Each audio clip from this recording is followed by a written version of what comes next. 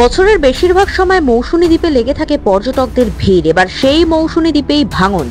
পূর্ণিমার ভরা কোটাল এবং নিম্নচাপের জোড়া ফলায় ভয়াবহ নদী ভাঙন দেখা দিয়েছে মৌসুমী দ্বীপে। প্রায় 800 মিটার নদী বাঁধ ভেঙে প্লাবিত এলাকা, আতঙ্কিত এলাকাবাসী। একদিকে চিনাই নদী, অন্যদিকে মুড়িগঙ্গা এবং আর একদিকে বঙ্গোপসাগর। কার্যত 3 দিক জল, মাঝখানে ছোট্ট একটি দ্বীপ মৌসুমী। প্রতি বছর বর্ষা এলেই মৌসুমী দ্বীপের বাসিন্দারা আতঙ্কে থাকেন, আর এই আতঙ্কের কারণ হলো নদীর ভাঙন। চারিদিকে নদী, কিন্তু নেই কোনো স্থায়ী কংক্রিটের বাঁধ। আর স্থায়ী কংক্রিটের নদী বাঁধ না থাকার কারণেই প্রতি বছর বর্ষার সময় কিংবা ভরা কোটালে নদী বাঁধে ভাঙন দেখা দেয়। নদীর নোনা জল প্রবেশ করে বিভিন্ন টুরিস্ট কটেজে ও চাষের জমিতে, ফলে একদিকে যেমন ক্ষতিগ্রস্ত হয় কটেজগুলি, তেমনি আবার নষ্ট হয়ে যায় জমির ফসলও।